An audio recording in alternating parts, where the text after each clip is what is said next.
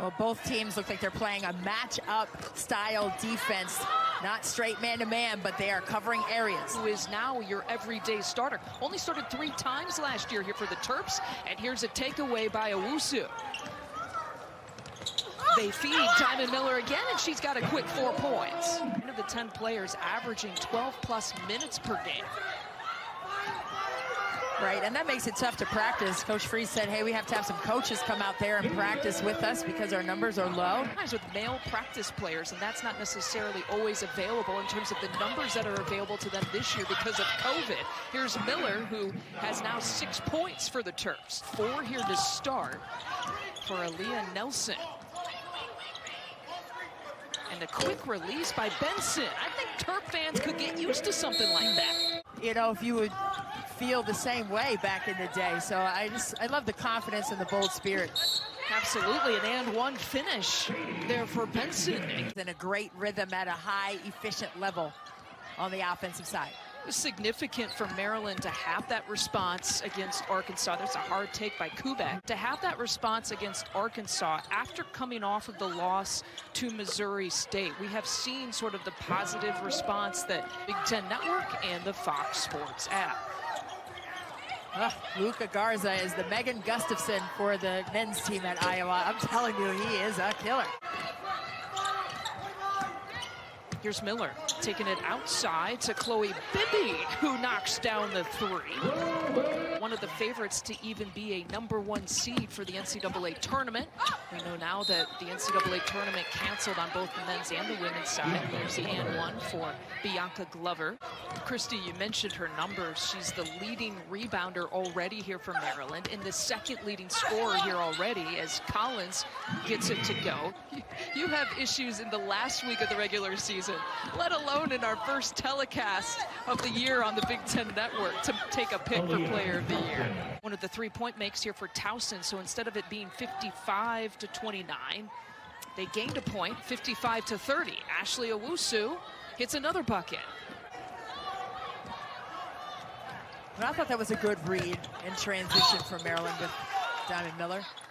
Jeter gets the and one.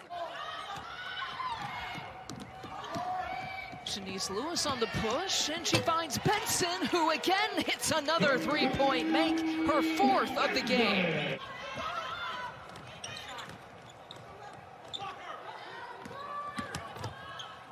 Jeter will pull and hit. Has these little quick bursts in her game. Well, Jeter has 21.5-point average. Yeah, and Jeter has more. She's got 14 points already here in this quarter. 35% from range. You know, she was an all-SEC preseason player before last season. Those rings for the first time in the pregame, you and I got a chance to just watch their reaction. It's always, they know it's coming. They get size for those rings, but to have it truncated like it was with no March Madness or March Magic and nothing, it was just a sense of completion. Collins can't get it here from the baseline. Here's Jeter. Tight closeout that time from Miller and Masonis, and the runner just off the heel, and it bounces through for Nelson. Against LaSalle in their last contest, but in high school, Lisa, she was a speedster. 400-meter record holder in 2019, 56.5 in that. Now on crutches, has a boot on that right foot. And that's all of the update that we have. The and one, though, is Diamond Miller goes to work. She forgets what their real names are, so when she does interviews, she's got to bring a little cheat sheet. Here's another 3 attempts for Benson. You bet. What a shooter. Her 6th 3-point make of the game. Benson this time feeding Masonis. Every single Terp player kind of touching the ball on this possession. A 3-point attempt. How about it, Ashley Owusu? I want to see, can your team stay disciplined, regardless of what the score says? She's got that high arcing shot. Lewis has 7 assists to the 2 turnovers tonight.